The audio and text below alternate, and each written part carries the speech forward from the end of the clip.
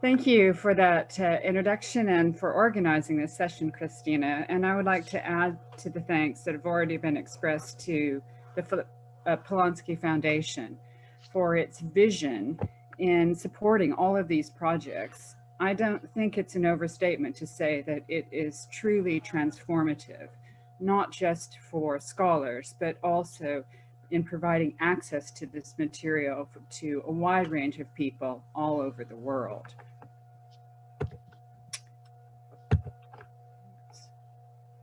See if I can get my, there we go. So this is one of the manuscripts we digitized. I thought I'd show you some of the great splendors. I know you're not really supposed to have favorites, but this is certainly one of mine. And it represents one of the 800 manuscripts that we digitized as part of the medieval England and France 700 to 1200 project. We digitized 400 manuscripts from each institution, and it enabled us to share and digitize manuscripts from the other country that are now in our respective institutions. So this is, you may have recognized the last copy of the Utrecht Psalter made in Canterbury in around 1200. It's now at the BNF. And conversely, this is a French manuscript now in the British Library made in Normandy. We launched the project in November 2018 at a 3-day international conference hosted by the BNF in Paris. And part of the reason for the rationale of the selection of this material was to enable us to explore the very close cultural and visual and artistic traditions between the two countries in this period. We tried to think of interesting and innovative ways to make this material as accessible as possible. And one of the projects or aspects of the project that involved was a publication of a highlights book. It has 60 manuscripts from together of the two institutions. And as you can see, we published an English version and a French version. This has proved to be really popular. And in fact, the English version sold out earlier in this year. So that you see in the center, the second edition. Of course, the heart of the project was the display of these manuscripts, the digitization. And we have two websites that do that. One hosted by the BNF, which Bruno is going to say a bit more about in a few minutes. And the second was something, a bit of a new adventure, to pick up on Martin's word for us at the library, and that was to promote the project to the widest possible, very general audience. So we did this by creating a website hosted at the British Library, and this doesn't have the complete digitization of the manuscripts. Instead, it features 30 articles that are only about 1,000 words each, where they commissioned by academics from different backgrounds on a variety of subjects. These are illustrated by about 150 descriptions of short descriptions of the manuscripts called collection items, which you see here. And we also thought we would try some videos and animation. The site so far has attracted 175,000 sessions, and that's represented by around 151,000 individual users. So we're really pleased that we're reaching people beyond academics. There's probably not that many medievalists in the world. But here's where they come from. It's probably not a surprise that the largest figure is from the United States, given all the undergraduate teaching there, followed by the United Kingdom. And each of those are about 25%. They kind of have gone back and forth over the period of the project. So each representing about 45,000 users. Throughout the project, about 10 or 11% of the users have come from France, followed by, and again, in the sort of top 6 hasn't really changed very much, although they slightly changed position.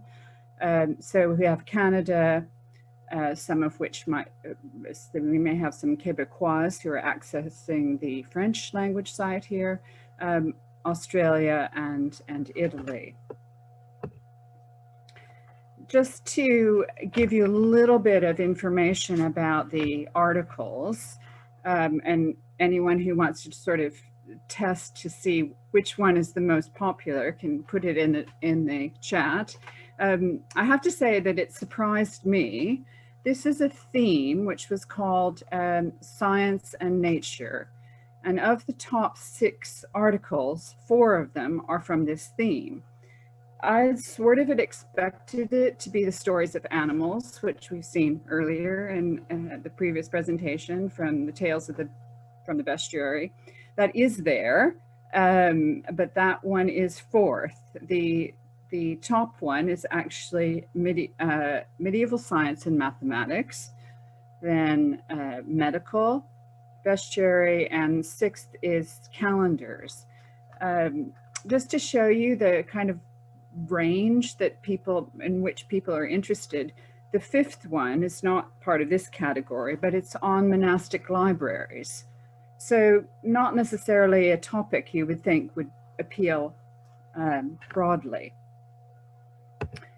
But the biggest, the most popular, with about 9,000 views, is an article about how to make a manuscript. This really isn't an article. What it has embedded these 7 videos in it of showing you the different aspects of creating a manuscript, from preparing the parchment to making the ink and gilding. You see them here.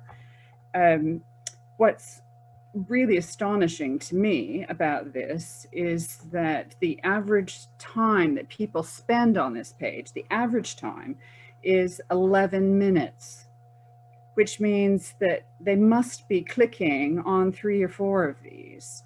And similarly, for the top performing articles on the previous slide, they're spending about 5 minutes on them. So they must be reading pretty much all the way through, which is very encouraging.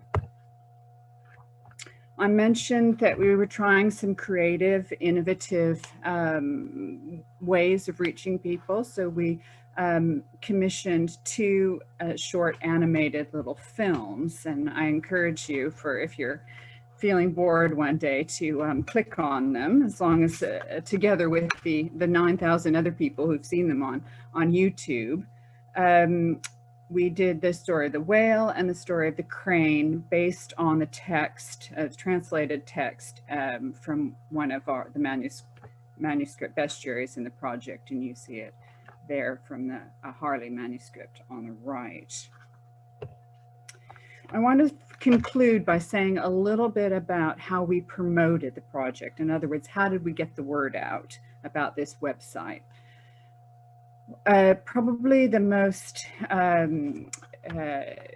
popular way that we did was to use our existing medieval manuscripts blog, which you see on the right. It's been running for over 10 years, and we get about 45,000 views a month. So we have a big audience. I'm showing you here the top Polonsky blog. This is a Polonsky manuscript from the Burney collection on the left, in which it looks like the scribe left his ink pot out, and his cat kind of got into it. if you put anything about cats on the internet, people find it. So this has been viewed 9,000 times. And what we do with the blog is have a link to one of the articles or one of the videos.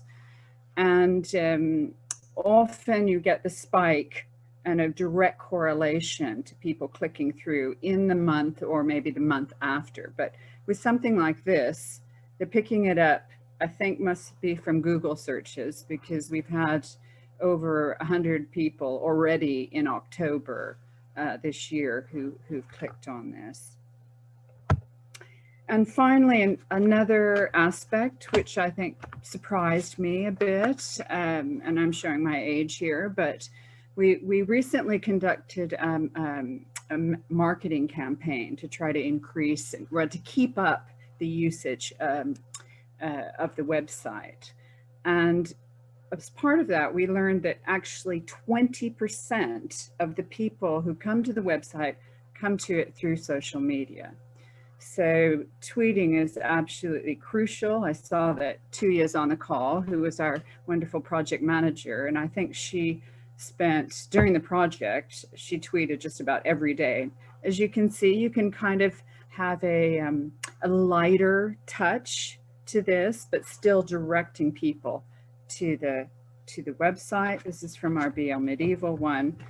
And even more effectively, on a couple of occasions, we've had a marketing push to take over, as they call it, the main British Library Twitter account, which has nearly 2 million followers, and the main BNF account. And this is one that we promoted for the International Francophone Day in March last year. And that still is the month where we had the most usage of the website at near, I think around 12,000 sessions. So that's a bit of a whistle-top tour of what we're trying to do to promote the greatest possible access to these wonderful manuscripts. I'm happy to take further questions in the chat at the end of the session, but now I'd like to turn this over to Bruno, who's going to tell you more about the BNF IIIF website.